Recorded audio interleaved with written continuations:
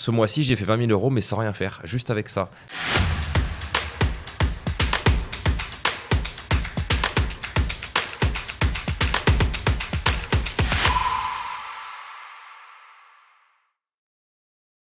Et tu nous as parlé aussi de vente et d'achat de sites, de boutiques.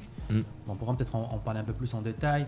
Déjà, si quelqu'un là aujourd'hui nous écoute, veut acheter une boutique. Où est-ce qu'il va? Comment il fait? Qu'est-ce qu'il doit regarder en premier? À quoi il doit faire attention? Est-ce qu'il y a des arnaques? Comment ça se passe? Les arnaques en fait en SEO, dans cet axe-là. Hein. Après, j'ai des sites qui sont aussi en vente et qui ont plusieurs axes de l'email marketing, du media buy, etc. Mais l'important en fait avec le SEO, c'est que tu peux pas trop te faire avoir si tu sais quoi regarder. Souvent, ça va être le trafic. Tu vas sur Ubersuggest, l'outil qu'on cite tout à l'heure, et d'avoir du trafic sur le site qui est conséquent et lisse sur une période longue, sur 2, 3, 4 ans selon l'âge du site.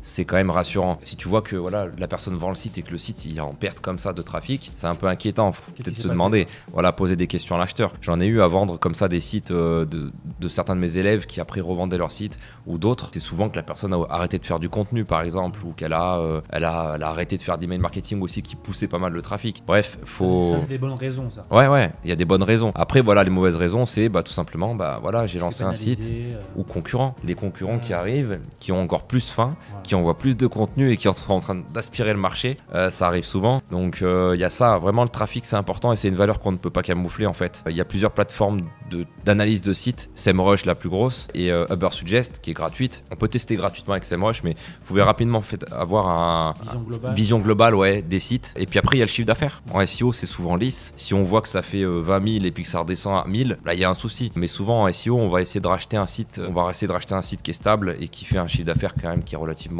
similaire chaque mois durant un an. C'est très intéressant. Vas-y.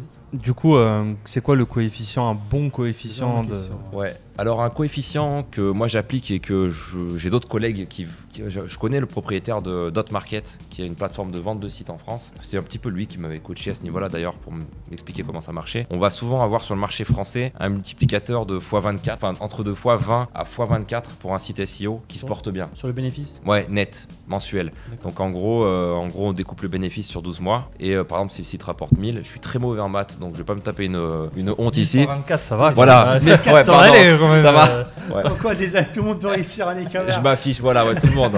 Donc mais entre 20 et 24K. Okay. Donc c'est 2 ans de bénéfices quoi. Ouais, exactement.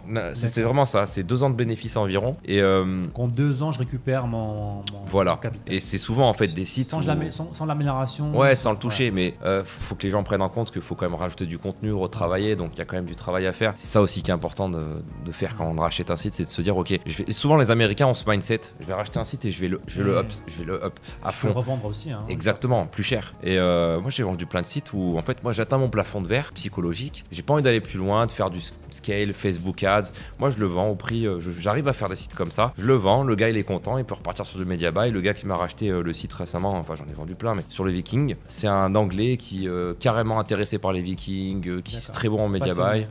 Il va le scale à fond, il va avoir une chaîne YouTube, il va suivre tous mes conseils que je lui ai donnés et je sais que le site va encore plus grossir et il sera toujours là dans 10 ans, enfin si Google est encore là. Mais ouais, il y a ce point là, je me suis perdu. Ouais, donc x24 et moi ce qui m'intéresse vraiment c'est pour... C'est la moyenne en France, c'est ça? Ouais, x20, x24. C'est x30, x35. D'accord. J'ai vendu des sites pour moi et pour des clients ou même plus. En fait, selon la santé du site, en termes d'automatisation, le prix peut monter très haut. Il y a des sites aussi qui sont par exemple sur de l'Amazon Affiliate, ou alors du revenu 100% passif avec 0 livraison, qui là sont encore plus chers. Parce que là, les gens recherchent vraiment ça. Du passif. Ouais. Sur Flippa, il y a des bonnes listes de sites. Si vous allez voir, c'est intéressant. Souvent, on a des bons sites qui sont sur de la vente d'e-book. Ça, c'est ce que je monte en ce moment. J'ai pas mal de sites qui sont en train de monter sur uniquement de la vente d'e-book informationnel. Digital. Ouais. Là, tu te rapproches du 100% de marge virtuelle là. Ouais. T'as pas de coût de produit, t'as pas de coût de publicité, t'as des petits frais à droite à gauche. Exactement. Mais... C'est moi j'adore. C'est ton rêve. Ouais, j'adore. C'est ce qui me fait vraiment vibrer en ce moment. C'est alors j'adore le e-commerce, je continue et tout, mais monter des sites comme ça que je sais qu'ils pourront valoir des milliers d'euros dans plusieurs années parce que j'aurais fait un truc, une machine trop bien huilée pour s'arrêter, ça m'intéresse. Ouais, j'adore. Après, en e-commerce, rien ne t'empêche aussi d'avoir des e-books, Oui, des produits physiques. complètement. Le but, je pense, c'est aussi d'avoir cet ensemble, un univers en fait. Exactement, ouais. De choses, un livre sur la coco et comment utiliser la coco.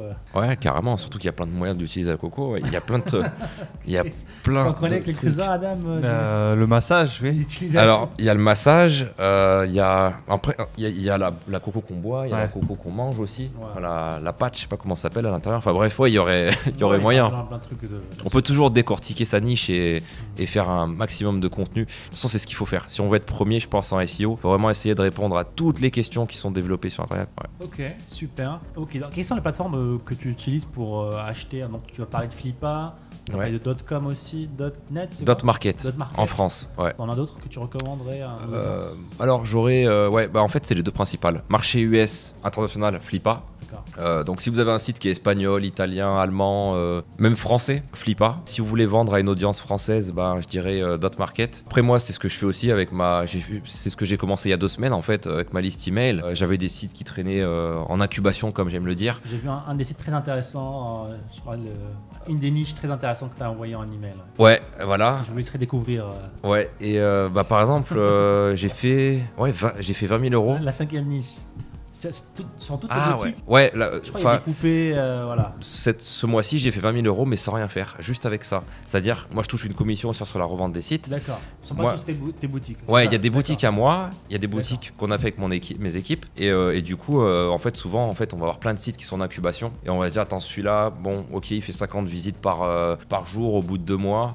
On va peut-être prendre celui qui fait 100. Donc on va vendre celui-là, on va passer notre énergie là-dessus, et on va vendre celui-là à quelqu'un qui se dirait, tiens, 50 visites par jour, c'est la folie, moi je le veux. Et ça va permettre à quelqu'un de décoller avec une nouvelle boutique. Genre des boutiques aussi qui sont plus avancées, et puis du coup, voilà, je mets mon catalogue de sites à moi, et d'autres personnes qui me contactent. Là, on a eu un site, comme j'en parlais tout à l'heure, sur les insectes. On a vendu un site sur les postures le mois dernier, non, il y a 2 semaines, sur le mal de dos en France. On l'a vendu 120 000 euros en 4 jours. Il y avait 40% de SEO, 30% d'email marketing et 30% de Google Ads. Donc c'est parti, les gens en veulent des sites comme ça. Donc ça part super facilement. Moi je touche une commission et je garantis aussi que le vendeur est bon et l'acheteur aussi. Moi je check les deux côtés. Bon. Ouais, c'est hyper important pour que tout le monde soit content. Ouais. Tu vas checker des trucs, voilà, s'il avait dans le passé il n'était pas blacklisté. Exactement. Tu vas appliquer tout ton panel de compétences pour donner un petit peu ton stamp. Ouais, ton exactement. C'est clean. Ouais, je fais en sorte qu'il n'y en ait aucun qui soit pas content en fait. Il faut que l'acheteur et le vendeur soient contents. C'est hyper important. Ouais, c'est intéressant. C'est des modèles économiques qu'on n'a pas forcément évoqué beaucoup sur le podcast jusqu'à aujourd'hui. L'achat-revente de sites ou en tout cas, c'est très tendance en ce moment. Beaucoup parlent de SEO, de Google Ads. C'est la descente de notre très cher ami Marc, Marc et Facebook. C'est étonnant parce que j'ai plein de potes ici qui sont à fond sur Facebook et c'est incroyable. Du 20 000 par jour, 30 000, même plus. Et c'est énorme quoi. Et en fait, il y a des opportunités pour tout le monde. Ça a toujours existé, ça continuera toujours à exister, que ce soit les SEO, que ce soit media buying. Il faut juste faut se former. Sur un pas le faire comme se former tout le temps, c'est ça. C'est important. Ok, super.